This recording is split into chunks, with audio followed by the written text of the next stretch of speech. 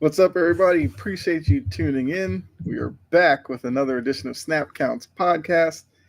If you're new to the show, we just come on here. We'll talk about some of the early action, some of the games and performances that kind of caught our eye. You all in the chat definitely let us know. I guess games that you were following, players, performances, all that. We can talk about it. Be here for like an hour because we kind of fill that gap between kind of the 4 o'clock window, kind of ending, and then the Sunday night game. What's going on, Jory? Appreciate it. How are you doing? Coming off a big day for you. Titans got the win, so we'll talk about that at some point over the course of the show. But yeah, before we get into all that, Trajan, how are you doing? Well, the Packers are winning. Not how I expected it. Not great. Not like a dominant fashion against a very beat up 49ers team. But hey, a win's a win. I'll take it at the end of the day. My Badgers men's basketball was supposed to start at 4:30. It's 5:30 now. They're just about to tip off. The game before them went to triple overtime. So now it's like we got to wait for this. It's just one of those days, right? Just one of those days. But all in all, great day. Great day. Great football games. Can't wait to talk about them. Yeah. I mean, look, your team's winning. Jory here in the chat, her team got the win. Mine's not so much, but it is what it is. Like I'm perfectly okay with that. But I think we should start. Let's start with Dallas and Washington, because I think Washington's now a team has lost some steam to their season.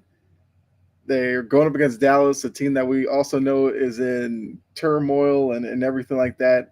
I feel like it looked like an opportunity for Washington to get back on track. But hey, the Cowboys got it done in some odd fashion. The kick return, which I still don't understand how Turpin did like a simple spin move and found all that space. Like that was crazy to me because it didn't even like go that far to his right before the spin move. It was basically in place, and somehow that created all the space. But I mean, looking at Washington now that they're 7-5, has your thought on their progress changed with their recent play? Or do you think that this is something where, a young team maybe dealing with expectations and just are falling short right now? It's a young team getting a gut check, essentially, is what I would come down to. And, I haven't believed Jaden Daniels has been completely healthy this entire time. It seems like there's Okay. been something off from what we saw early on. Now, maybe I don't know if he's hitting his sophomore slump in his first year. That's kind of wild there. But, I mean, I look at this game, you look at the penalties in this one, 8 penalties for 78 yards for the Commanders. You look at the flip side of that for Dallas, 4 for 20.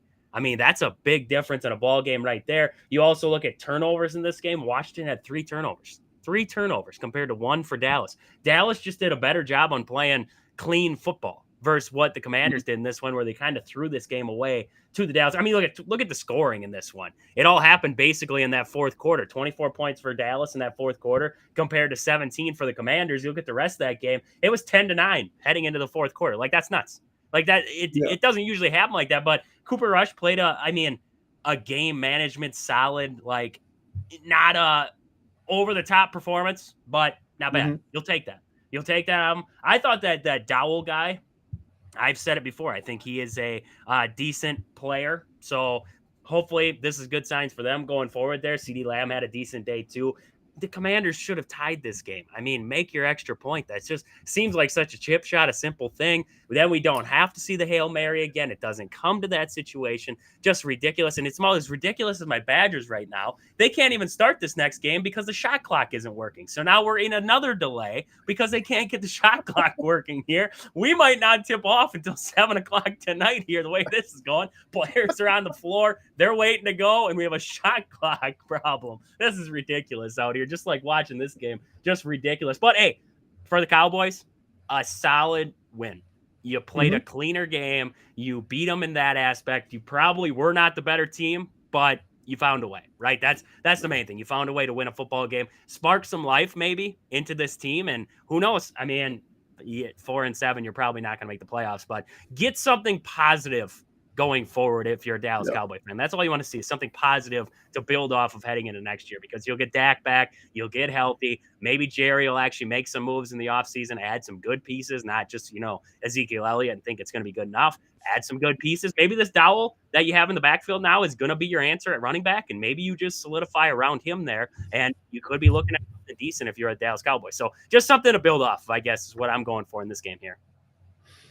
Yeah, and I mean, I know you talk about Jaden Daniels. I feel like past couple of weeks he's been struggling a bit. I thought today he was kind of back to early season. He was really efficient.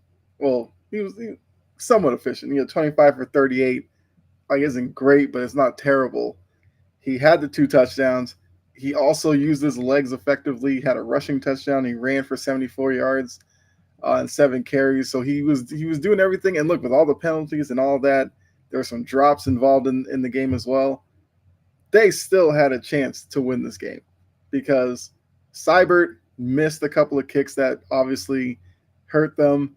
I mean, the onside kick that Dallas ran back, like, that was in the score as well. So, I mean, looking at what Seibert was doing earlier in the game, when they got it to 26, was it 27-26 late in the game, would you have kicked the extra point knowing that Seibert had missed kicks already? Or would you have gone for 2 and taken that risk? Let's see. Was it in Dallas or was it? No, it was in Washington.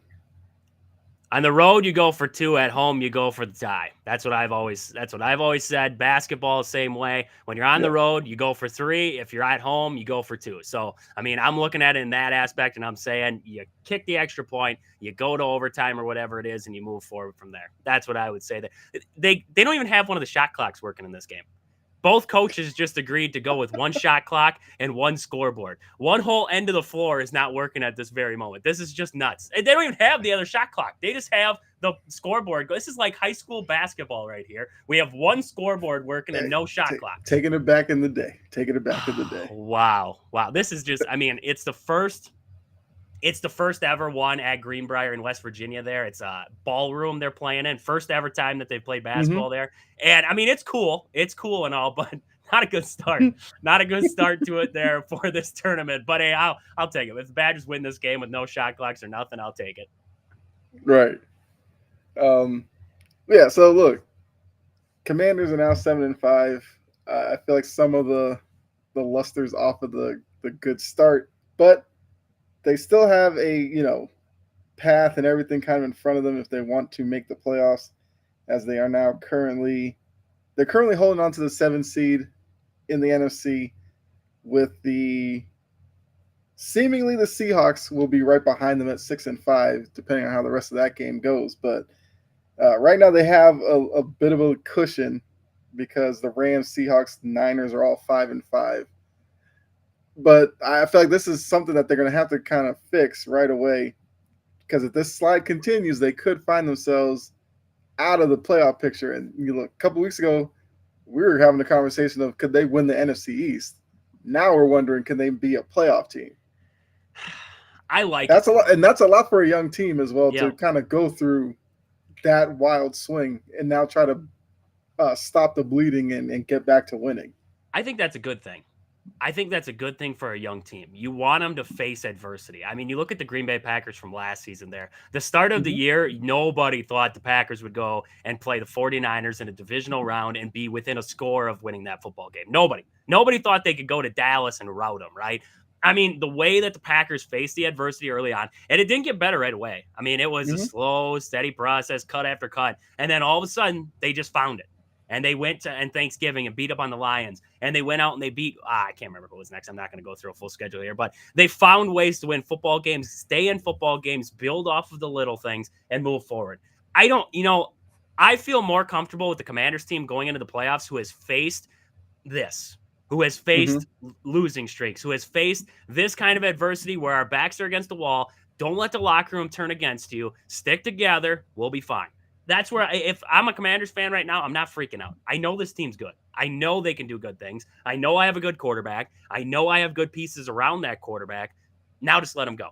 Now let's see it, right? And you got a good coach in Dan Quinn. This was one of those games, like we said, where they played sloppy and still we're within a touchdown of tying this game. So you played sloppy and you were still in this game. Clean up your mistakes, clean up the mess. You're just fine. Yeah. And look, looking at their schedule, they have the Titans coming up. Then they get their bye week. So maybe for them, if they can get into the bye in a playoff position, maybe they can kind of regroup and finish out the season strong. Where they're looking at Saints, Eagles, Falcons, and then their final week would be in Dallas against the Cowboys. I've maintained that 10 wins get you in the NFC. So looking at those 5 games, can you win 3 of them between Titans, Saints, Eagles, Falcons, and Cowboys? I think it's possible. Yeah. Yep. No, I So agree. yeah, so we'll see what the Commanders look like. Now look, I did bring up the Titans. Jory's in here in the chat. They go to Houston, pull off the upset, and now Houston's another team that we're looking at. Like, what exactly are they? CJ Stroud and that offense have been up and down. I feel like defensively they've been pretty good. It's just that the offense gets bogged down. And I mean, looking at the game today, you know, there was moments where you thought Houston was going to take over and get the win. Tennessee kept fighting back. Will Levis put together another good performance. That's now what 2, 3 in a row. Like, there's optimism there. But then looking at Houston, it's like, I don't know, because before the season, I was one of those who thought Houston could be an AFC title type of team. Maybe if things fell right, a Super Bowl type of team. Yeah. Now, I don't know. I don't know, because I don't know if they're built to beat a Pittsburgh if they have to go to Pittsburgh in the playoffs. If they're built to beat a Kansas City if they have to go to Arrowhead. I don't know if this team has the mentality to beat teams like that. But yeah, so like, what do you think about Houston going forward? I mean, you look at this game, Joe Mixon, 22 yards. I mean, you can't, if you're Houston and Joe Mixon has a day like that, you better hope that CJ Stroud and the rest of the guys had, I Yeah, mean, A+ days if you're going to win that football game. So Joe Mixon not able to get going, that hurt. The defense giving up 119 yards on the ground to Tony Pollard. That'll eat you alive all day long. I mean, I don't think Tony Pollard's a terrible back, but you give up 119 yards to him, you're already setting yourself back there. And then you open up the field for Will Levis to make plays. I mean, the Texans defense, 8 sacks on the day, not yeah, terrible in that department. 13 tackles for loss. Like they were not like they weren't getting pressure and making things happen, but it's just one of those games where, I mean, we just talked about it with the Cowboys and the Commanders. I don't know if the better team won in this game, but I look at the Texans in this one, 11 penalties for 81 yards. 11 penalties compared to the Titans with 6 for 35. There's another yeah, game. Sloppy play is going to lead to problems. And then you add on 2 turnovers. Yes, the Texans did win the turnover battle 3-2, but 2 turnovers plus 11 penalties. How do you overcome that? That's tough. That is tough to overcome there. The Texans definitely hurt themselves internally. The Titans played a good game. I'm not going to say that Titans are just, played a crappy game today, but the Texans did not help themselves in this one. yeah. I mean, some of the other numbers like time of possession, Tennessee won that 34-25. So that's them putting together sustained drives and also with the turnovers, creating for themselves. Yeah, the Texans are definitely frustrating to try to pin who exactly they are because they're another team that's now. I mean, they're still leading the division, of course, The Colts are 2 games back, so they're probably gonna win the division.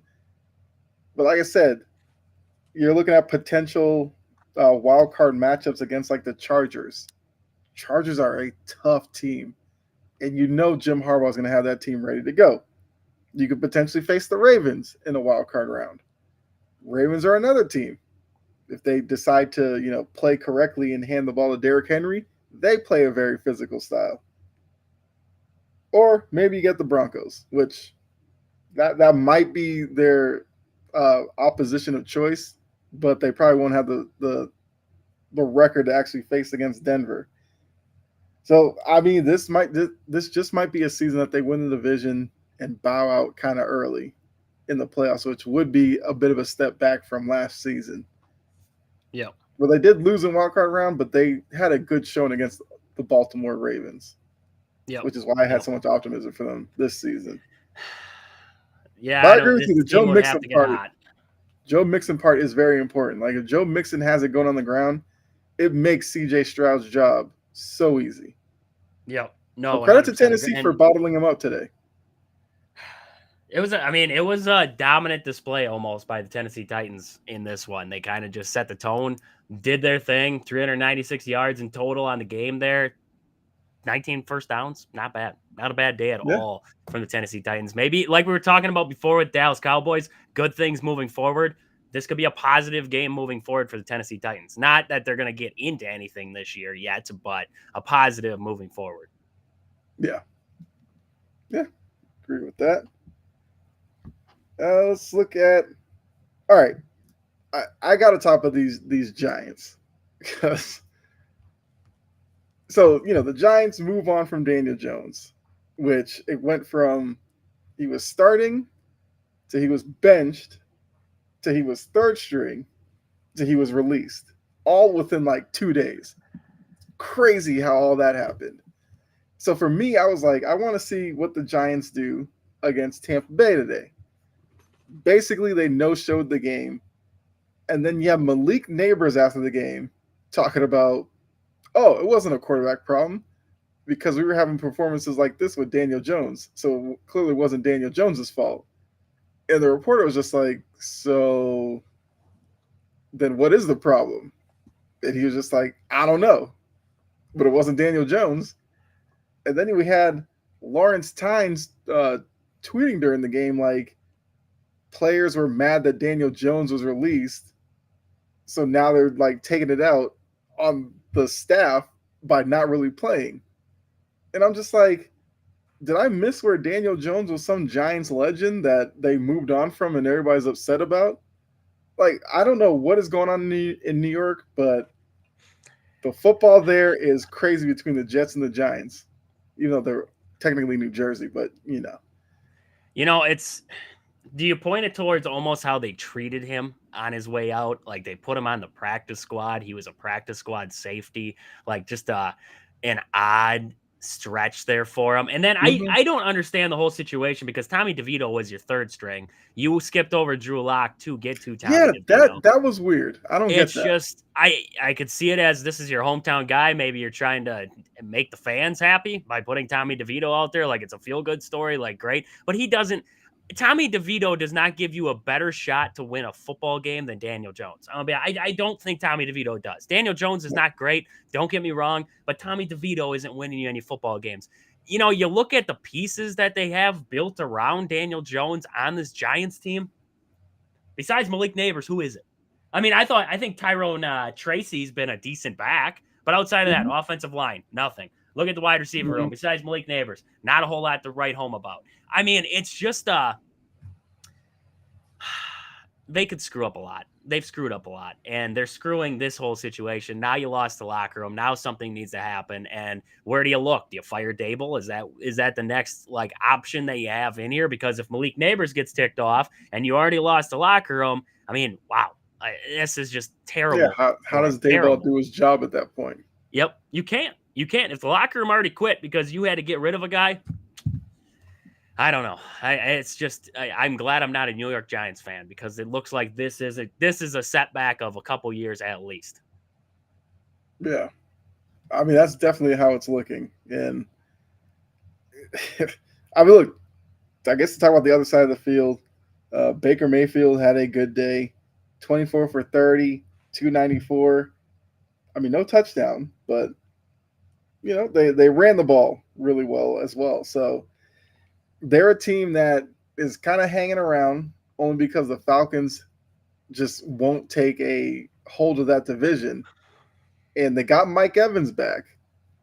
For Tampa Bay, there's a glimmer of hope there that they could actually turn this completely around and get in as a division winner. Only problem is they've already played the Falcons twice and got swept. I'm sure they would love to have at least one of those games left on the schedule, but they're looking at the Panthers twice. We'll talk about the Panthers here in a second. They have the Saints, they have the Cowboys, they have the Raiders, they have the Chargers. That's not a difficult schedule down the No, stretch for Tampa Bay. So no, it they actually could, plays into their favor. yeah. So if the Falcons continue to slip up with some of these games that they should win, Tampa Bay could still take that division, which I think I might have predicted before the season. But They're gritty. They're gritty. They know how to get it done. And, Mike Evans coming back is a huge boost for that wide receiver yes, core. Huge boost for Baker. yeah. And look, Baker, we know Baker. Baker is a guy who locker rooms love Baker Yep. because he brings energy and he's lifting guys up. And that's what makes Tampa Bay a dangerous team. Like I said, if Atlanta's going to continue to kind of play around with the lead that they did have, I think the lead's down to one game now. I think. Actually, let me look at that. I think the Falcons are 6-5. Falcons are 6-5. 5-6 are at Tampa Bay. So yes, yep, Yeah, one game. so it's one game. And if the Falcons slip up, Tampa Bay's going to be there to take advantage. And the Falcons have a tougher stretch. They have the Chargers because they're on a bye this week, so they have the Chargers next week. Then they have the Vikings in Minnesota. That's going to be a tough one. They have the Raiders, okay. They have the Giants, okay. But then they have to go to the Commanders, and then they end their season with the Panthers. Once again, Panthers had a good showing today. Yep. So who knows what that game looks like week 18 against the Panthers team that they showed a lot of grit today against Kansas City. They got nothing to lose. Nothing to lose And down here. that's how they're playing, and I love it. I mean, they have Adam Thielen out there just – Adam Thielen was kind of balling. I was like, he's kind of become Bryce Young's number one option. And Bryce Young is playing effective football right now. Panthers might spoil some people's plans for the postseason. I mean, I guess what do you think about them against Kansas City? Just transitioning to that game. I mean, the simple fact that Kansas City just does not cover is like something it's a narrative for the whole season. I feel like they haven't covered a spread in weeks. Sometimes I don't know if the Chiefs are just like a cat playing with a dead bird, or like not even a dead bird yet. Like it's still alive, but they just play with it for a while. Like I don't know if they're a cat or if they're like a killer. I don't know. I am this team. It baffles me to watch because I feel like they could just take a game over. I feel like they could just, if Patrick Mahomes wanted to, they could just take game over. And then all of a sudden, why don't you? Why don't you do that? Why don't you do those things? Look at Dan Campbell and the Lions. They just completely put it on everybody that they can put on. Why don't the Chiefs ever just put it on the Panthers or put it on this? It really makes you wonder if it is a team that just kind of limps into the playoffs. Like we're gonna make it there. We're gonna make it to the playoffs, and then when we get there, we're just gonna do our thing then. But until then, we really don't care. We have nothing really to prove to anybody. So we're just going to, play a little bit here, play a little bit there, survive these kinds of games here, and then just get in and take care of business. But these are games where, like the Panthers, if they would have found a way to win this one, okay, now it talks about the effort of the Kansas City Chiefs. Is it that kind of stuff that's going on? So, I mean, it's just a weird, like, I know the Chiefs are not only a 3-point, three points better than the Panthers. I know the Chiefs are better than 3 points. Like that just, it seems baffling. This game was so close, but like we said, this is a team of the Panthers who have nothing to lose, and the Chiefs who are like, we're going to make it. We're going to be in the playoffs. It doesn't matter where we got to go. We can get in as a 6th seed and we're going to run the table. Like it's just, I don't agree with it, but it just seems like Mhm. that's the way that they play. Right. I mean, look, if they keep getting wins, like nobody cares if you win by a point, a field goal, 6, or you win by 20. Like a win is a win. And like you said, Carolina's playing with house money. You could kind of say Bryce Young is kind of in the same boat with like Will Levis as two quarterbacks that had a lot of negativity behind them, but they're kind of putting together some good performances that could possibly change how we look at both of those guys. Because look, Bryce Young was benched, came back. I know Will Levis dealt with the injury and he came back. But now, if you're a Panthers fan and you're looking at how Bryce Young's looked the past couple of weeks, you can feel a little bit better about next season. Same thing with Tennessee. If Will Levis continues to play the way he does, that's probably something that isn't a high priority going into the draft. Of you need another quarterback. Like maybe you stick with Will, you draft a line because we know there's plenty of linemen out there that you can just throw darts at and hope to get a consistent 5 that work together. Yep. So yeah, so looking at Carolina, it's like you got Bryce Young. You probably will need to draft a wide receiver because Adam Thielen is not going to be there for too many more years, and you can just start building from the ground up. Even though those guys have been around for a couple of seasons, but they're still young enough that you can get it right now. Finally, Yeah. Yeah, no, agree. You got to start at the quarterback position and work out. You got to have a quarterback or somebody in that system that's going to work. Get some linemen in there, and then build from there. See what you can do from there. They got Chuba. I mean, Chuba Hubbard's still a good back. yeah, It's just you got to give him some weapons around him and see a decent enough offensive line to actually help him out there. So maybe some good things building up for the Carolina Panthers here. yeah. Which more power to him. Like it's good to see, Bryce Young doing well. Um, let's go to your division. Had the Bears and the Vikings play today, and I think that was a game that a lot of people were looking at. I don't know if I feel like a lot of people thought it could go either way. Where the Vikings, yes, have the good record, but you still have Sam Darnold at quarterback. Don't know how much you're supposed to believe in Sam Darnold. The Bears, since they got rid of Shane Waldron, have looked much better. I think the writing was on the wall for possibly an upset from the Bears. I think the Vikings were -3 going into it. They won 30-27, so that was actually a push. So I guess if you did gamble on that one, it was a push. You didn't win or lose that one. But looking at Caleb's performance today, would you say it was another step in the right direction for him? Yeah, a very good step in the right direction for Caleb Williams. And I think it really has transpired from the simplifying of the throws that they're trying to make him make. Don't try to make him, be this big game quarterback that he's not yet. You got to let him slowly get there. He's not Patrick Mahomes yet. He's not Joe Burrow. Let him get to that point. Right now, let him utilize the playmakers that he's got around him, run some simple drag routes, in routes, whatever you want to call, run it in. Simple stuff. Just simple stuff. Let his playmakers do the work. That's what they've been Mm-hmm. doing here against the Packers, now this week against the Vikings. And I mean, the Bears, they played it like the Bears do, right? They had a blocked field goal again. Eberflus probably sent that one into the league too to see if they'd check that one over for him like he did against the Packers. Like, I mean, I thought, I think Eberflus is the problem. I'm going to be honest with you. I just don't feel like he game manages well. I look at the end of the first half there. They had the ball. They were driving. They had, I believe, one timeout in their back pocket there. Or Mm-hmm. I don't even know if they had one timeout, but still. And I think they might have had a time. Yeah, they had one timeout left. And there was 40 seconds left on the clock there. And they let good 20 seconds run off because they weren't ready. Nobody was ready. Caleb Williams wasn't set. He was trying to make calls on the line. And it just wasn't like they were ready for the moment. Right. And that gets preparation. That's in practice during the week, getting ready for these little situations. And it just seemed like in that moment, they showed their youth. But as a head coach, I put that on you. You got to have your guys ready for those situations. And I just don't feel like Eberflus is the guy to help get Caleb Williams to that Mm-hmm. next level. to get this team to that next level. And it sucks. It really does, because I hate seeing guys fired.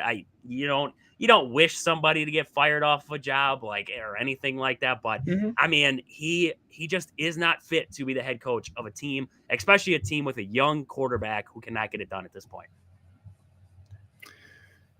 Yeah, I mean that job is just screaming for young offensive minded guy to come in there and kind of just fix it. Like that's what they need. And uh, I agree. I thought it was a good performance from them. I'll give the Vikings credit as well. You know, Sam Darnold did enough for them to get the win. They continue their winning ways. But yeah, Eberflus, yeah, probably need to move on from him. Probably should have moved on Yeah. from him last year. They decided not to. I think they absolutely have to this year. I mean, I don't know who they go after. Like we know the cast of characters that will be brought up. Everybody's already talking about Ben Johnson. You know, he was the name last season, decided to stay in Detroit. They're going to be calling again. And who knows? The chance for him to go inside the division in Chicago, maybe that entices him, where he gets to, possibly beat the Lions twice a year. I don't know. We'll see. But Yeah. yeah, I do Caleb it yet Williams this is year. putting together good. I'd do it yet this year. I would move on, and I don't care if you have somebody in that room right now who's a young, energetic guy who can get guys fired up and make in-game decisions. Screw it, move on, make it Mm-hmm. happen. Like just, I don't. There's, I look at like the Badgers right now. They just fired Phil Longo, offensive coordinators last week, and it was like a weird like why would you fire him with 2 games left in the season? And I came to the conclusion it's like why not? Why Mm-hmm. wait? You know what's going to happen. Why wait? You have a team right now where you just came off a game against the Vikings where you played well. You came off against a game against the Packers where you probably should have won that game. You came off 2 games like that. You know this team's got talent to compete with two very good teams in the NFC North. Why not? Why not make the move? See what you got in house right now, and then start searching. Start looking for guys out there because there's guys out there. Search and find somebody and pay top dollar to bring somebody good in here because you have a good team. It's just a matter of can you put the right guy at the helm to lead this thing. Mm-hmm. Yeah, and that's going to be important for Caleb's development and everything like that. So maybe the Bears can finally get it right and bring in the right coach and not have a repeat of the Justin Fields situation where I mean, look, a lot of that was probably on Justin Fields, but you never got the sense from the organization that they knew what to do with him and how to develop him. Yep. You don't want to see that again with Caleb Williams. Let's see, let's keep moving around here. I will say, watching the Packers against the Niners, that defense is creating turnovers like left and right. Like that's definitely something that is encouraging because that's something that in the playoffs you can do that and swing momentum wildly. Like I like what I'm seeing from the defense there because they just had another fumble with Christian McCaffrey on a screen pass. It looked like he was going to good gain as he was going down. I can't remember who it was, but punched the ball out nicely, which is something that if you're in the secondary, like that's a skill you have to have in the NFL, being able to punch the ball out from running backs and wide receivers, and it was just executed perfectly. Yeah, no, I agree. I mean, this defense I talk about every week. It's like how do you create interceptions when you can't pressure a quarterback? Because it seems like the Packers struggle to get in there, but yet they can still create turnovers in that aspect. It's weird. I don't know how it works, but they find a way, right? And that's you love to see it. You look at this game here, you have 2 sacks in total, you have 2 tackles for losses, you have 3 QB hits in this game, and yet nothing. You had end up with how many turnovers already? You had 1 interception there, and you just said the fumble recovery. So you look at 2 turnovers there created off of those stats. It's interesting. It really is. And the Packers, they still are not playing to what I believe is their full potential. That's the craziest part. You're 31-10 against the 49ers now without Brock Purdy and without some of the other weapons that they have, like Nick Bosa and etc. I agree, but you're still 31-10 against a 49ers team that is still tough And Mhm. yet you're still not playing good football. You're still not playing to what I believe this Packers team could be at some point. So if they ever get there, watch out because they could light the world on fire. That's what I'm telling you now. Yeah, I mean, look, they're driving right now, a chance to put up more points on the board against the Niners team that we knew coming into this was they were beat up. Like that's just what they are. No Brock Purdy. You got Brandon Allen at quarterback. You know, a lot of people think Daniel Jones could end up in San Francisco. I don't know. According to Daniel Jones, he wants to play for a contender. Yeah, I don't know what he. I mean, I guess it's smart if he wants to get to Shanahan, or I don't know if the Rams are interested, like a McVay. Get to somebody who's known for their quarterback development, and maybe they can salvage Daniel Jones. I don't know, but yeah, we'll see. We'll see how that all that goes. Speaking of the NFC West, who wants to win this division? Now, look, the Niners are going to fall to 5-6. The Cardinals are right now struggling with the Seahawks, so looks like the Cardinals could be down to 6-5. The Seahawks could then jump up to 6-5, and the Rams have played well recently, even though they're on a bye week. So that division looks like it's just going to get even more jumbled up after today's action. I think last week we talked about it and we thought that the Cardinals were probably looking like they're going to win the division. Here we are a week later. Do you still feel that way? I think the Rams could find their way into like the Rams are playing good enough to find their way into this one at this point. And Mm-hmm. I like the Rams simply because I trust Matthew Stafford more than I trust Kyler Murray and more than I trust Geno Smith in big games. And I feel like every single game that they have left is a big game. Every single one of them. Because you look at the division race, if the Cardinals lose, they're 6-5. Seahawks move to 6-5. If the Rams win tonight against the Eagles, 6-5. So now you have a three-way tie for first place. So every single game from here on out becomes a big game. And I trust Matthew Stafford and the Rams. I like their playmakers that they have in the Nakua and Cup. If they can stay healthy and the defense Mm-hmm. continues to play better as they have, I like this team to as the Packers score another touchdown. Jordan Love's threw a why are we throwing the ball around? We're sticking it to the 49ers today. That's what we're doing. Don't do that. When they get healthy, they're going to run us. That's what they're going to do. But, I mean, to end it there, I like the Rams to come out on this division. I'll be honest with you at this point here. I just don't trust the other two teams with their inconsistency. Yeah, I mean, we might be looking at this if the group stays together, if the Niners could somehow get somewhat healthy, the Niners could still end up winning this, and we might look at it. The Seahawks and the Cardinals missed an opportunity. I'm not going to completely throw the Cardinals out of it because of the loss to the Seahawks, but now the Seahawks started off well, struggled in the middle. Maybe the Seahawks are about to go on a couple of week run and take over the lead in the division. I agree with you. The Rams could, because I guess looking at quarterback play, you'd probably take Matt Stafford one, especially with Brock Purdy being hurt. Then after that, you'd probably go Kyler Murray, then the Geno, and then obviously Brandon Allen would be last. And it's a quarterback driven league. Yep. So why not with Matt Stafford? He's got, like you said, Puka back, um, Cooper Cup as well. Yeah, they may end up pulling this out. I mean, it's a fascinating division. I'm not gonna lie. Like every week I'm watching to see who's actually gonna play well because you just never know with the four teams who's gonna play well on any given Sunday or Monday. I can't tell if the division sucks or if it's just Or is this really competitive. Yeah, competitive? I Yeah. can't. I can't tell. And the Cardinals what just happened there? What just happened? They're down at Seattle. They're driving. Are they driving right now? Well, the Seahawks did add a field goal, so they're now up 2 scores. It's 16-6. Yeah, Cardinals. Well, they're on their own 31, Oh, okay. I just seen the but kickoff pop up they across the now need to screen. score quickly, get an onside kick, which we did see an onside kick work today. The Bears. Them Bears.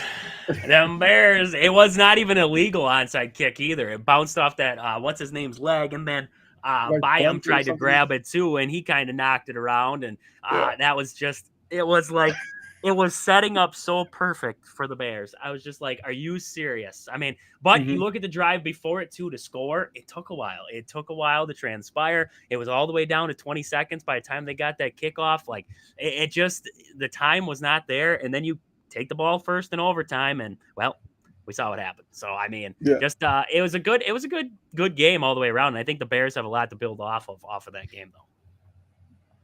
I got comments here. What's going on, Key? Appreciate it. And Jory came back in to say Levis played well. Said she might have missed that part because we did talk about Will early on, but she also said it was an emotional roller coaster of a game. I mean, it was actually like game of the 1 o'clock window in a sneaky way. Like it was definitely back and forth. But I guess since she is back in here, looking at Levis, if you are the Titans, are you thinking about drafting a quarterback based off of his past couple of weeks, or would you be set on him? I hate the constant quarterback turnovers. I really do. I gotta be honest with you. I don't trust this quarterback class that's coming in after watching Jalen Milroe play against Oklahoma. I don't trust the quarterback class that is currently coming in. So I'm gonna be honest. I'd ride with Levis. I would just say screw it. Like, what do you have to lose? What do you have to lose? You went three. You're 3-8 right now. You bring Levis back. You add some pieces. You see, they. I mean, you just lost Derrick Henry. DeAndre Hopkins is gone. Like you lost all those pieces that you had previously. If you can keep the defense stout and you add some pieces on the offense, I'm sitting there saying to myself, I like the position that they're in. Yeah. I mean, look, Tavondre Sweat got his first sack today. Like, him and Jeffrey Simmons, who, wreaked a lot of havoc on Houston as well. Like, I agree with you. If there's one thing that a couple of things that Will has shown, he can take a hit because he took 8 sacks today, didn't phase him, and he will push the ball downfield. And I feel like with that, why not? And I agree with you. The incoming class, I think it might be a bit overrated because as much as everybody loves Shadur Sanders, I get that. But your Carson Becks, your Milrose, even Cam Ward, I didn't necessarily like how Cam Ward played. What was the game that they lost? I can't remember who it was, but I didn't necessarily like. Georgia Tech or Louisville? Yes, it was Georgia Tech. Feels Didn't like like Georgia his Tech. performance in that game either. And yes, it just seems like a lot of those quarterbacks you're bringing in, you'd have to put a lot more work into them than the progress that Will has shown over the past couple weeks. So you might as well stick with him. And like you said, fill in everywhere else. O line, put some guys there. Defense, I really like. I like the way that their defense was flying around today. So I think they're in a good spot. Um, George said they made CJ do the Orlovsky. Yes, for the safety. Yeah, I mean Orlovsky's was still worse, but yeah, he did the run out of the back of the end zone thing. Key says Carson Beck. Yeah, No, I'm no. just not. If you I want don't like another what I Mac see from him. Jones, like he might be Mac Jones 2.0, but no, I can't. Carson Beck just doesn't. The turnover problems. You have the turnover problems right now. Uh, I, I was high on Carson Beck for a while, and he lost me. He really did. Yeah. I mean, Jory, not with you still in here. I mean, I know you said that was an emotional roller coaster, and you did bring up Levis. Like, how are you feeling about him? You sticking with him for next season, or would you want them to draft somebody? You can let us know. Yeah. So, because the rookie class, I don't know. The I Seahawks just want to beat the trust him, but I Cardinals don't. 16-6. So yeah, There we go. Seahawks have now won, and now that division is all the way cluttered. Uh, Let's Let's see if the see. Packers put it in the end zone one more time here. I mean, why not? They're at San Francisco 30 right now, 3rd and 2. Let's see if they just put her in. Hey, Dan Campbell would run it up. Why not? For fantasy purposes, I would love to see them give a ball to either Romeo Dobbs or Tucker Kraft. Just bomb it down to him. Run a I'm little all in play for it. action. Run Yeah, a little play play action and action, throw deep on. little tight end screen to Tucker Kraft like earlier in the game. Give it to him. Jory said, "I agree. He didn't let that pick six go to his head. That's kind of where I was saying like the toughness with him. He bounces back pretty quickly, and I think for a young guy, you got to commend him for that. So yeah, I'm there with him. Key says cheaper to keep him. That's also very true. He's still on that rookie deal. Daniel Jones is available. They can pick him up. Yeah, I mean, he's supposedly going to make a decision sometime this week. I just have to know where he's going to end up because Is remember this he going to be went like after. LeBron making the decision? Are we going to have like an ESPN special? We're going to have a countdown. Yeah. Hold on. Jory said, and we need a right tackle and a right guard. That's about it, and some depth. Draft a wide receiver. I know they're. Everybody needs a tackle. I They're know. hard Yeah. to come by. Like when you get, I've always said, when you get a good tackle, you better not lose them because everybody wants a tackle. When you have a good guard, you better not lose them because everybody wants a good guard. Like it's so hard to find those positions where these, like a Trent Williams, right? It's so hard to find guys like that. I mean, you're going to draft them, but will they become that guy? It's tough. It really is tough. Yeah. Now the fact that she said need a right tackle that does help because everybody needs left tackles. Right tackle, I feel like there's some room there. The right guard, I mean, guards you usually get middle of the draft and they can be okay. Wide receiver, that kind of depends on team philosophy because some teams don't like drafting wide receivers necessarily high. Because I know that the Titans have been mocked with the McMillan wide receiver, the kid from Arizona, up around like third in the draft. That would be a playmaker to put alongside Calvin Ridley next year. Now, if you're Will, you're looking at it like I got two guys on the outside that I can create some magic with. So maybe that's the way that they go. And then guard, you can go second, third, fourth round, and you can get a quality guard in there. Yeah. Now, the right tackle, yeah, that would probably be like your second round pick. Yep. He says he wants to go to a contending team. That's what Daniel Jones said. So if you had to guess, where do you think Daniel Jones pops up? Let's say Thursday, you get that breaking news. Daniel Jones signs with. Who do you think? He's going to be a backup somewhere. Mm-hmm. Or maybe you could answer it as what would be the right situation you think for him to go to? Well, the right situation for him would be with a quarterback's coach, somebody who's going to be able to develop him to what he could potentially be. I have never seen him as a good quarterback. He's going to be a backup quarterback somewhere, whether it's on a contending team or not. I could see him maybe getting picked up by a team that's contending for a backup, but I can't see him going anywhere to be the starter unless if it's an already dumpster fire team. Jameis Winston already took over the Browns, so that's the only other dumpster fire out there. I mean, I don't see him getting picked up by a contender unless if it's for a backup situation. Okay. I mean, the only other team I can think about right away where the quarterback position is a bit of a question would be the Raiders. You got Minshew, you got Aiden O'Connell, but I also have a sneaking suspicion. Something tells me Aaron Rodgers ends up there next season. They get Devontae back too. That would be the most Vegas thing ever. I every time that I hear somebody bring up the Vikings with Aaron Rodgers, it just makes more and more sense. It just does. Because I don't think that Sam Darnold can take this team to an NFC championship. So that knocks out, like, Sam Darnold's done. Do you want to ride with JJ McCarthy in his first year under center, like fire him in there like Caleb Williams, and he's coming off injury. Do you trust that? Yeah. I mean, Aaron Rodgers just makes more and more sense in a Vikings uniform, and I mean, I'm here for it. Like that'd be awesome. Like it's fulfilling the prophecy that was set up by Brett Favre back in the day. Like you're supposed to go to the Vikings now.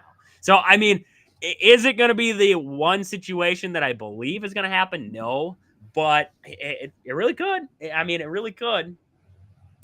Aaron Rodgers has the type of ego that he would do the Minnesota thing to try to prove he could do better than Brett Favre did He there. hasn't done it with the Jets yet, so Yeah, so he might just write that off. Which the whole Jet situation, which I think we could probably talk about here in a second, but this this was I was just about to bring this up, Drury. I'm so glad you put that.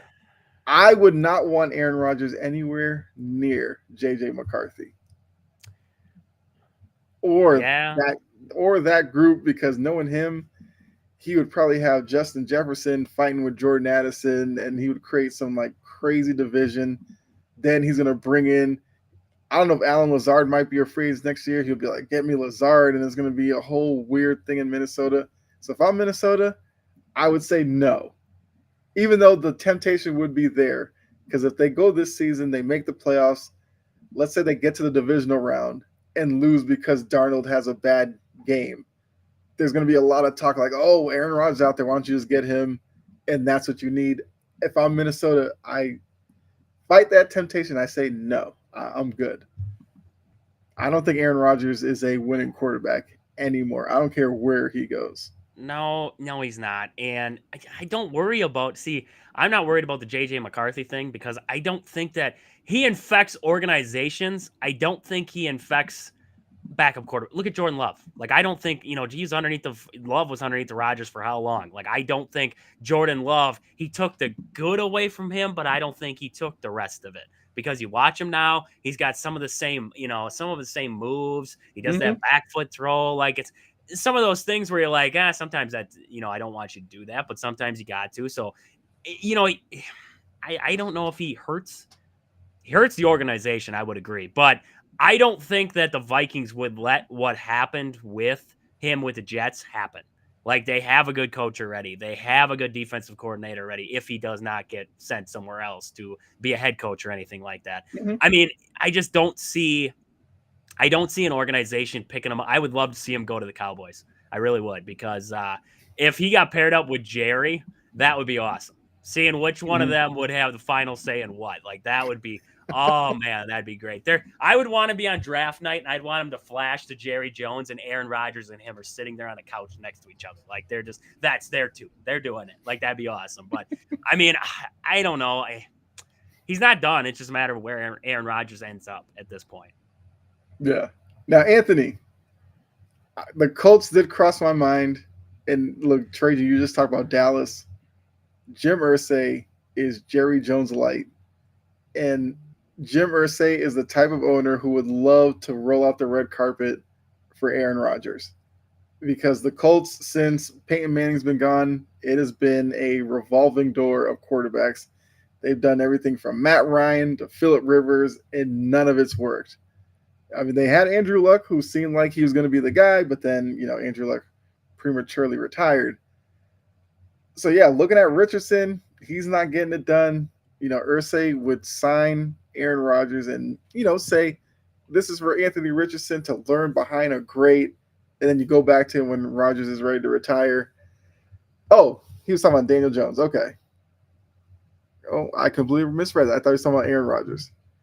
So he goes, Daniel Jones to the Colts. Wow.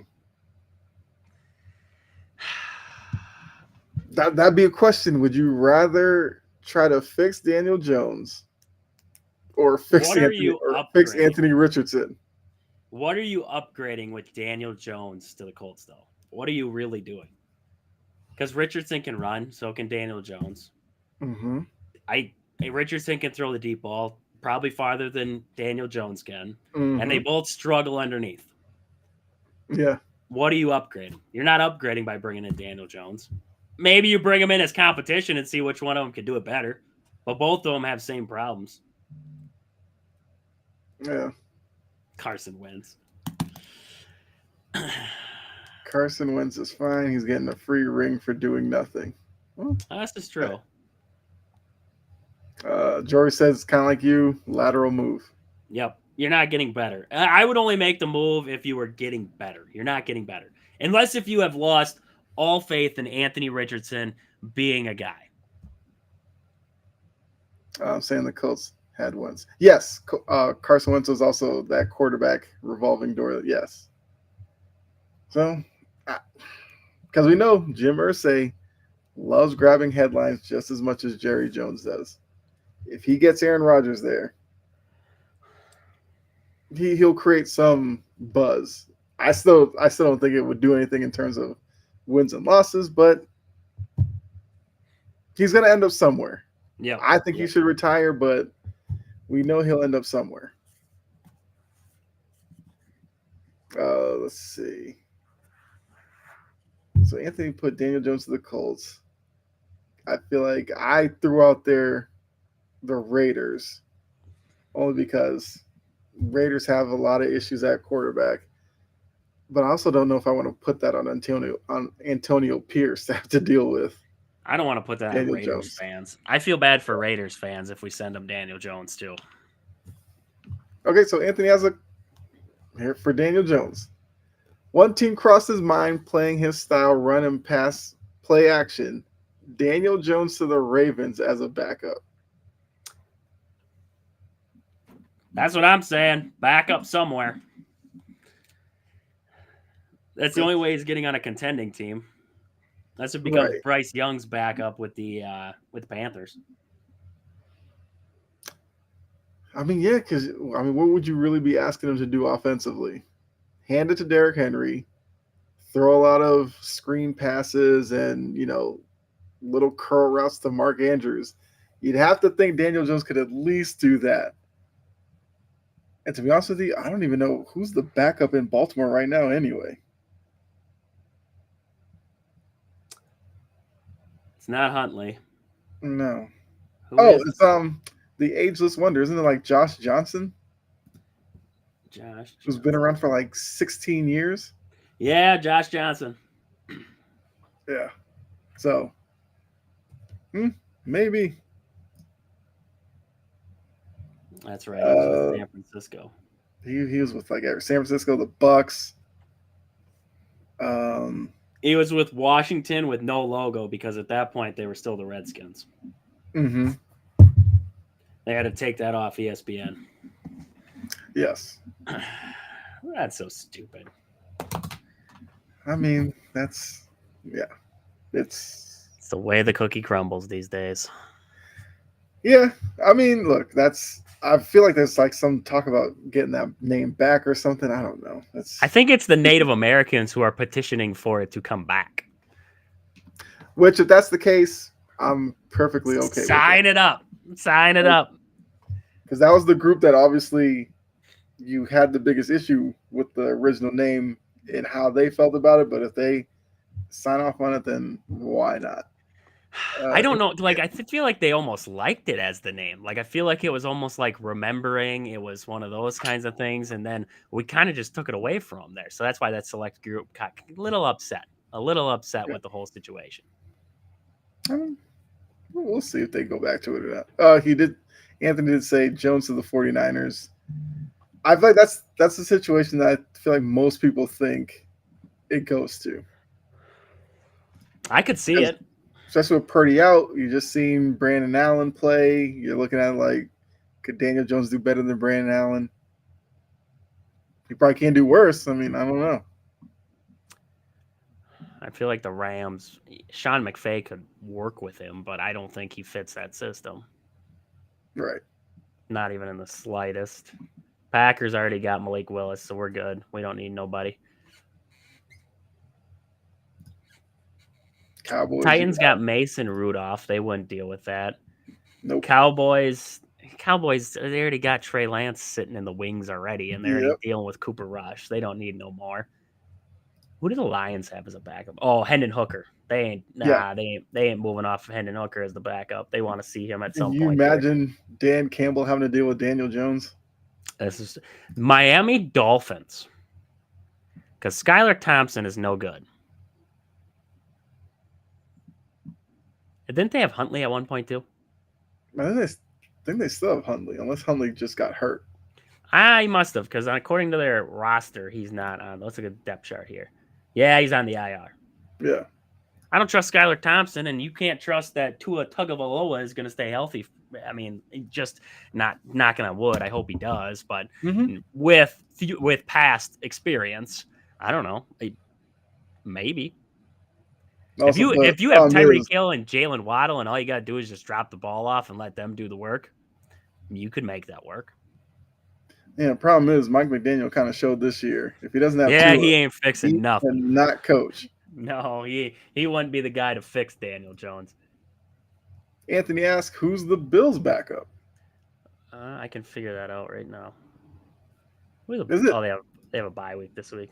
Let's see here. Depth chart. Backup Mitchell Trubisky. Oh, He could Trubisky. become That's the right. Bills' backup quarterback, Anthony. He could go up there. Mitchell There you Trubisky. go. I don't feel like the Bills are completely set with Mitch as their backup. I forgot Trubisky was up there. Well, Josh Yeah, Allen, knock on wood, he's a pretty in the it's lineup pretty guy. durable. Yeah. Yeah. He takes a beating and he goes back out there. So you never really notice, I guess. Some teams have that luck to them that you never really Mm-hmm. notice. Maybe, just I think we might be, we're overlooking a lot of teams who could potentially, the Vikings. Say Sam Darnold goes down. Are you going to trust Nick Mullins or Brett Ripon to lead you to anywhere? I don't know. But in the past that Daniel Jones has been able to get it done. And with an offensive coordinator or an offensive mind like the Vikings have, I could see that. I could see that happening. I don't think the Vikings fans want it to happen, but I would not trust if Sam Darnold gets hurt. If you got Nick Mullins and Brett Ripon, and those are your two options that you can turn to, Mm-hmm. I'm watching and the season's over. I am calling it a day. If you got Daniel Jones, I'm not saying that Daniel Jones is going to be the answer. I'm not saying he's going to all of a sudden just turn it on. But I feel like he gives you a better chance than what Brett Ripon and Nick Mullins do. Okay. And as Anthony put, you're getting Jones for cheap, like $1 million. So yeah, You can live that's with that. obviously a bonus. Yeah. I mean, look, like he said, he's gonna make the decision midweek. We're waiting for it. It's going to be on ESPN Plus. Yeah. I'm waiting for the breaking news sounder or the Adam Schefter tweet or whatever saying Daniel Jones is signing with so and so. It'll probably It might be break the for most Pat over McAfee. anticipated non-move of all time. Should we really care where Daniel Jones ends up? No, Probably not. no. This is like the LeBron decision all over again. And it's like, oh my God, nobody cares. Yeah. I guess the last game we didn't necessarily talk about was,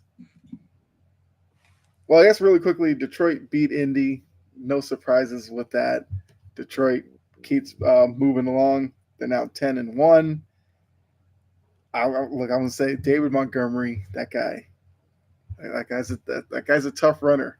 He's one He's of the just a reasons why. touchdown machine. They have a dynamite backfield with a guy who Yeah, can just get you to the 1 yard line and then a guy who can just run him over to get you in the end zone. yeah.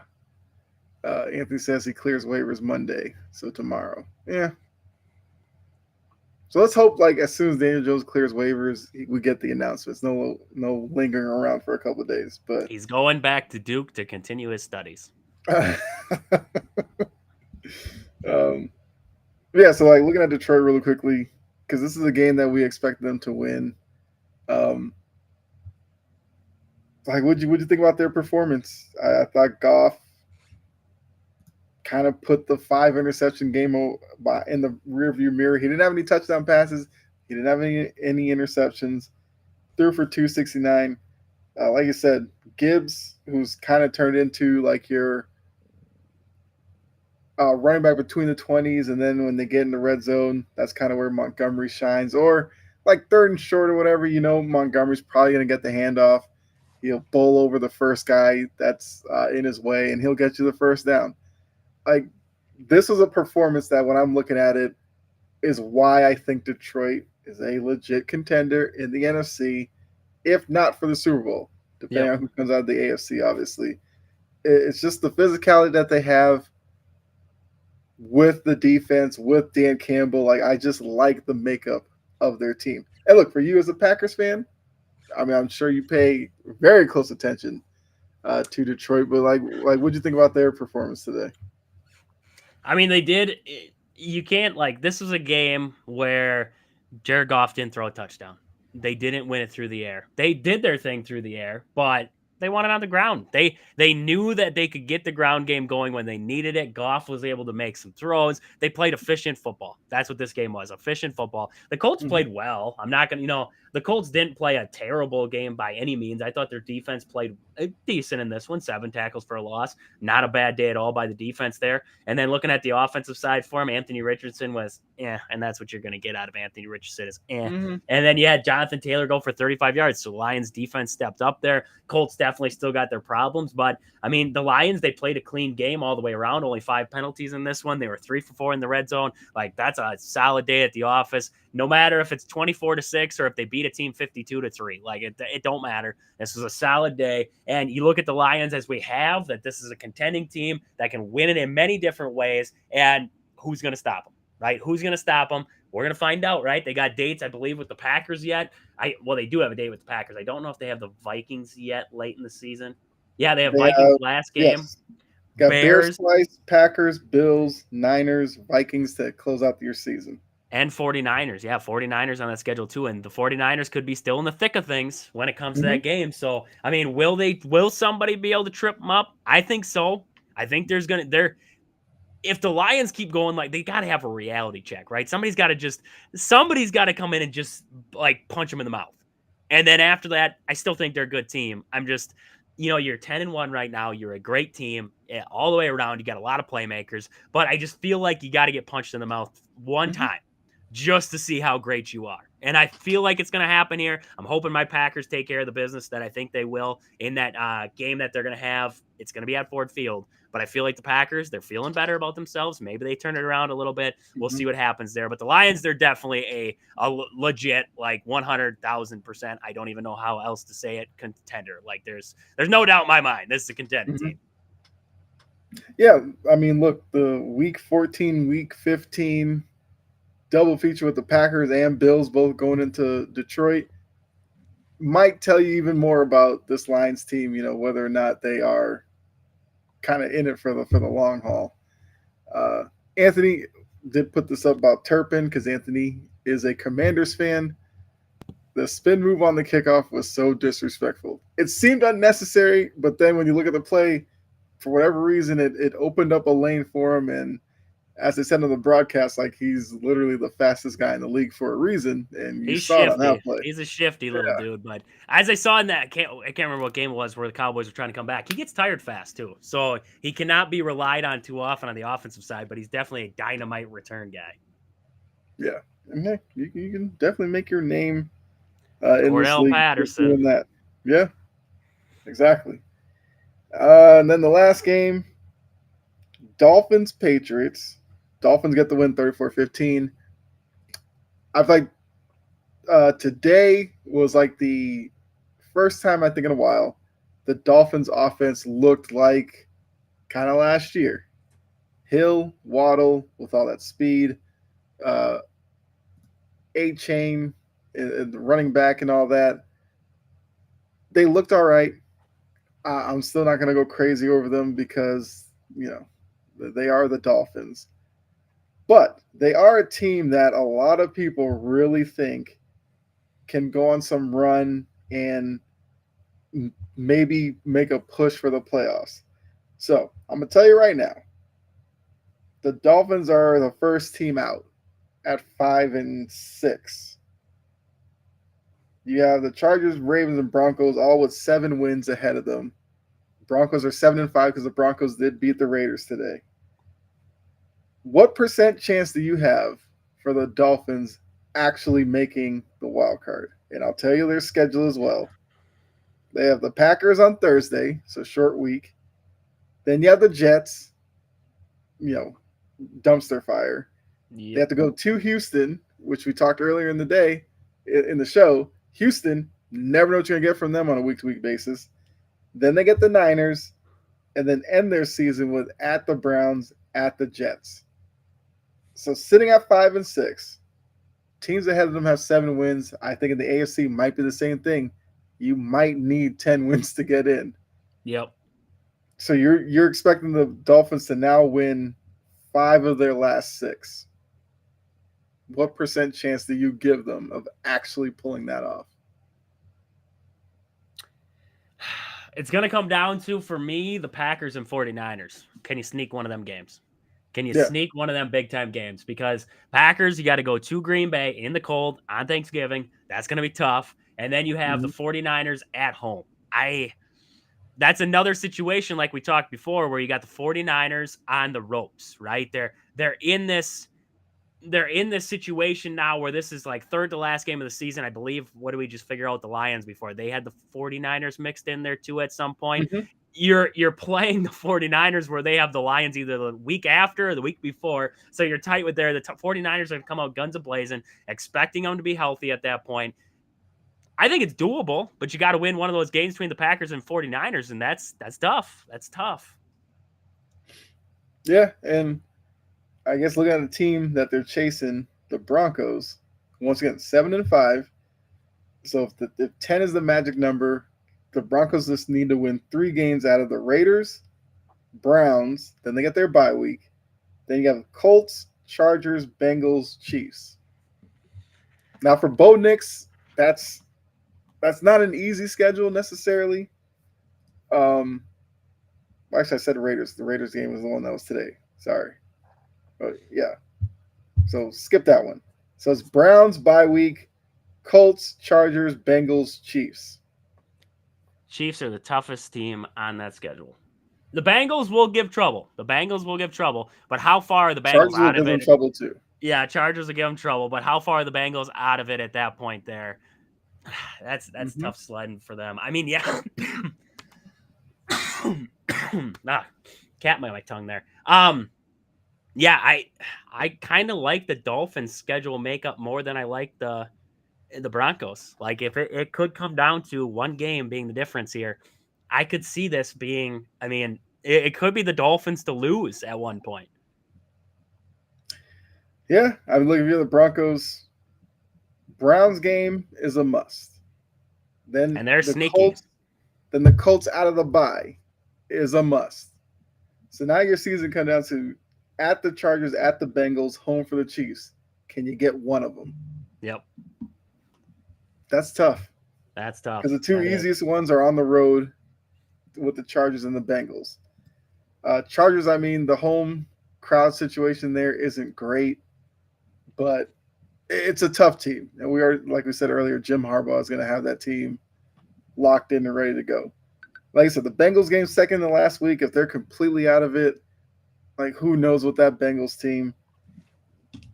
And look, the Chiefs, you know, we talked about earlier as well, they haven't really played 4 great quarters in any game. So if they go into that last week needing a win, who's to say they can't beat the Chiefs? Because the Chiefs may have stuff locked up by then. Who knows? So for the Broncos, it's going to be interesting to see. Anthony has a random question, I guess, as we wind down here. What is more likely to happen? Derrick Henry breaking the single rushing yards of 2,100 or breaking the touchdown record of 19? Not the yards. 1,185 yards on the season. Yeah, I can't see that happening. Unless he goes nuts. Yeah, you're damn near 1,000 yards within the last what? How many games are even left? You have 11 games in, so you'd have what, 7 more? Mm-hmm. No, 6 more. Sorry, 6 more. Yeah, 6 more. No, I cannot see that. I don't even know what would that number be. 1,000 divided by 6, 166 yards per game. I mean, it's not impossible, but then the Ravens would have to solely like sell out, and we're just giving you the football here. And I got a good feeling that the Pittsburgh Steelers are not giving up 166 yards on the ground with that defensive front. I just got that feeling that you're going to have Mm-hmm. to pass the ball a couple times in that game. And you have the Eagles yet, and you have the Chargers yet. And I mean, the Giants' defensive front is not bad. They're not Mm-hmm. bad.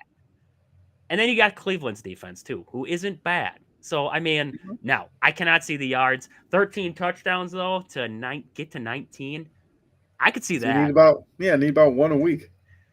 I could see that one. I could if they utilize him the way that everybody in the world believes that they should utilize him and they don't. Yep. Because I mean, we talked about what was that one the other day where we talked about it where it was a 2-point conversion and he wasn't even on the field. Like if they Mm-hmm. utilize him how they should, then yes, then they will. But I don't know if they will utilize him in that situation. So we'll see. I mean, they're playing it like Pete Carroll with, Marshawn Lynch in the backfield, and we're going to run the ball on the one, or we're going to throw the ball on the 1 yard line with third down. Like that's how they Mm-hmm. play these games right now. So it depends if they change. It depends if they change how they want to do it.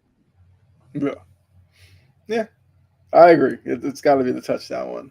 I mean, 2,100 rushing yards. I don't even know who would necessarily, if anyone's going to necessarily do that anytime soon. With the way a lot of these offenses are run, it's going to be tough, and especially with a lot of teams using, tandem running back systems, it'll probably be tough for anybody to really get to even close to 2,100 to think it's possible.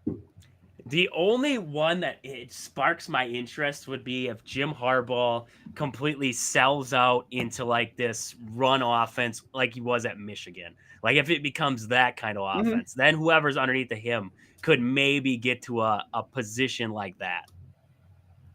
Yeah. Yeah. Yeah. Because it would have to take a mentality like that. Yeah. There aren't too many coaches like that, so that is kind of the problem. No, and you'd be wasting away Justin Herbert if you went to that kind of style. Yes. And a lot of these running backs would get worn down having to play that kind of style. Mm-hmm. Uh, so yeah, I think we touched on every game. So I guess winding down, we do have Sunday Night Football. The Eagles, who we touched on, I think we mentioned them earlier. 8-2, looking to go to 9-2. I think another team that the record and performances on the field don't necessarily match, but they've been winning games, so you got to give them that. And the Rams, looking at the Niners losing, the Cardinals losing, Rams have an opportunity to jump up to 6-5 and close it up even more. Who do you think wins tonight? I picked the Rams to win this one. I think that their experience with Matthew Stafford and Nakua Cup, I think they're going to take advantage of a young secondary for the Eagles, and I think they're going to pull this one out tonight here. It's in SoFi too, so I think that helps Mm-hmm. out having a little home game, home cooking for them. I like the Rams. I do. I like the Rams to win this one. Okay. Well, I mean, with SoFi, I don't know if the home crowds really like that. It might turn into like Eagles game out west. Not gonna lie. When it gets cold in the Midwest and over east, everybody loves to go to these West Coast or Southern games Mm-hmm. there because they get away from this kind of stuff. That's why Packer fans they travel so well when it gets close to December, January. They Yep. travel so well, and that's part of fandom too. But also it gets a little chilly up here. They're like, let's go check out a football game where it's warm. Mm-hmm. Uh, I'm trying to think what I want to. I'm kind of rooting for NFC West chaos right now. I want the 3-way tie. So for that alone, I'm probably going. Yeah, because could wake up tomorrow and have Seahawks, Cardinals, and Rams all at 6-5, Oh with the yeah. Niners sitting there 5-6, still in it. Yeah, why not? I'm with you. Yep. I want the NFC West chaos. I'm here for it. Because like you said, don't know if it's a good division or it's just really flawed teams that are competitive, and they're just keeping each other in the race. Maybe that's what they are. But the Seahawks right now are sitting on top of the division because of tiebreakers. So yeah, it'll be interesting to see. But yeah, like I said, that's all we got for you. Uh, get you guys out of here so you go check out Sunday Night Football. Should be an interesting matchup. Like I said, It's going to be the young secondary of the Eagles up against vet and Stafford and two really good route runners in Cup and Nakua. Who wins that battle? And yeah, Sirianni. We'll see if Sirianni does anything crazy because good luck trying to predict what that guy's going to do on the sidelines. Right. Anthony slips in one last question. Is there a chance that Giants head coach Brian Daboll gets fired before the season ends? Yeah, there's a chance. There's a pretty good chance. If Uh, what Malik Neighbors is telling me is true and the locker room's lost, yeah. that almost makes you. Oh, I was about to say they're going to the bye week as last week. That almost makes you think Daboll might be gone like tomorrow or Tuesday. The decision might happen at the same time as Dable getting fired. Like we might get a double Adam Schefter. Dable gets fired and Daniel Jones is going to community college. Right. Yeah, because like you said, that Malik Neighbors interview just if you're Dayball, you're like, oh no, this is going on right now. Yep. This is not looking good for me. And once again, if you guys didn't see it, Malik Neighbors basically said we got rid of Daniel Jones and we lost the same way as before. So clearly it wasn't Daniel Jones that's the problem. Then he was asked, like, so what is the problem? And he was just like, I don't know. And I think if you read in between that, it's like we're a locker room without a direction. Yep. And that's right. Can't have that with a Brian young Daboll's locker front door. room. You want to ruin Yes. a team fast, a young locker room gets lost. Yep. Yeah.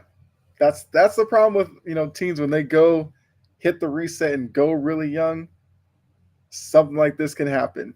Yep. So if you're Brian Daboll, you call like an emergency meeting with the vets and you go, you got to help me out on this one.